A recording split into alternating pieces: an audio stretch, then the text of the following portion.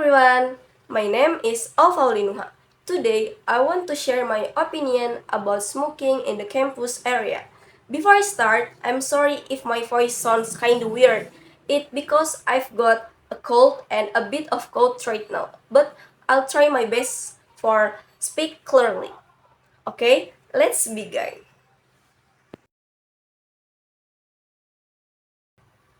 In my opinion, smoking should be strictly banned in the campus environment.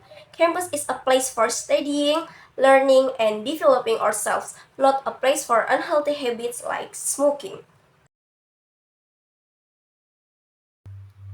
First of all, smoking is very dangerous for health. It causes many diseases such as lung cancer and heart problems. What's worse, it also harms people around the smoker. We call them passive smokers, and they breathe the same dangerous smoke without choosing to. Second, smoking makes the campus dirty and unpleasant. Cigarette butts are often thrown on the ground, in the garden, and even near classrooms. It makes the campus look messy and gives a bad impression to visitors. Third, as students, we should set a good example for others. We are educated people, so we must learn to respect others' comfort and health. Smoking in public shows bad discipline and poor self-control.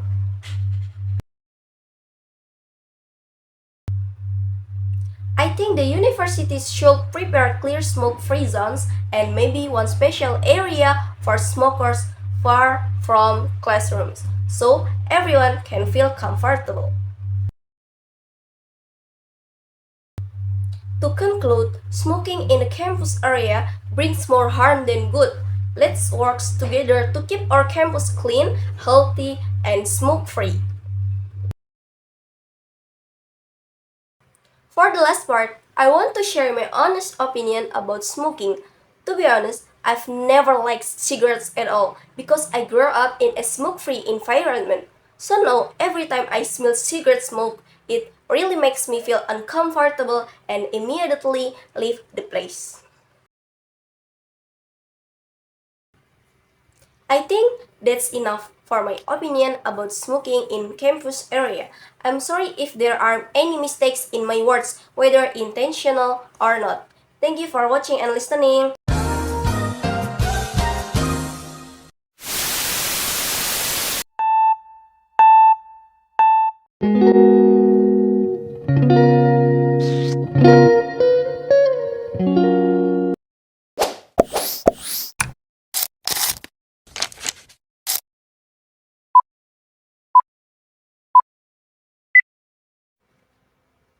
Hello everyone, my name is Alfa Linuha. Today, I'm going to present about the topic of question words. In this presentation, I will explain what question words are, their function, examples, and also some simple sentence patterns at the end. Let's begin. For the first slide, there's introduction. In English, question words are very important in communication. They help us ask about details such as place, time, people, and reason. Understanding them will make our English clearer and more natural. There are special words that help us ask questions like what, where, when, who, why, and how. The next slide. Definition. Question words are words used to ask for specific information, not just yes or no answer. They help us ask about people, place, things, time, reason, and many other details. For example, what is your name? Where do you live? And where are you said? Next, the function. Each question word has its own purpose, like what is for things or activities, where is for places, when is for time, who is for people, why is for reasons, how is for ways or conditions, which is for choice, what is for ownership. and how many or how much is for quantity or price. The next, there's examples and meanings. For example, what? Usually, what used to ask about things. For example, what is your favorite food? Where? Usually, used to ask about place. For example, where do you study? Third, when? When usually used to ask about time. For example, when is your birthday? And who usually used to ask about people. For example, who is your best friend? And there's why. Why usually used to ask about reason. For example, what is your favorite food? How usually used to ask about condition or manner. For example, where do you study? Which usually to ask about choice. For example, when is your birthday? And then whose usually used to ask about possession. For example, who is your best friend? And the last, there's how many and how much. How many usually used to ask countable quantity. For example, how many cats do you have? And how much usually used to ask uncountable quantity or price. For example, how much coffee should I add?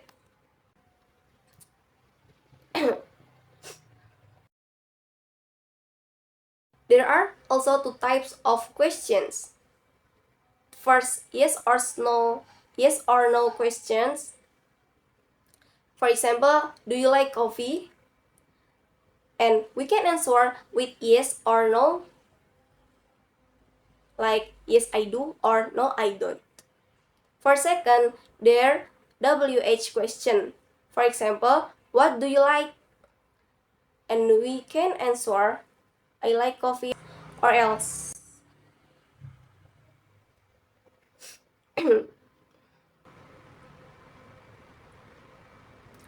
For the next slide, there's common sentence pattern. Common sentence pattern. Okay. Most WH question follow this pattern. Question word, auxiliary like do, does, is, are, plus subject, plus verb, plus object. For example, where do you live? Where do you live? Where is the question word? Do is auxiliary like do, does, is, are. You is subject and live is the verb. What is your hobby? What is question word? Is for auxiliary do, does, is, are. Your is subject and hobby is verb. An example else. Why are they crying? Why is the question word? Are the auxiliary. They is the subject and crying is the verb. In here I wanna tell you something, guys. Not every question has an object. It depends on the verb. Some verbs don't need an object to complete their meaning, like live and cry. Also, when we use linking verbs like is, we don't use an object but a complement instead. Yes? Alright. For the next slide, there's easy way to remember. To make it easy, remember question words by using the formula 5W plus 1H. It stands for what, where, when, who, why, and less how. Even though there are more question words like which, whose, how many, or how much, the term 5W 5W plus 1H only represent the main and most common question words used in daily communication. The next slide, is conclusion. So, to conclude, question words are used to ask for specific information, not just yes or no. Second, the structure usually question word plus auxiliary plus subject and last plus verb. Then each question word has a different function depending on what information we want to know.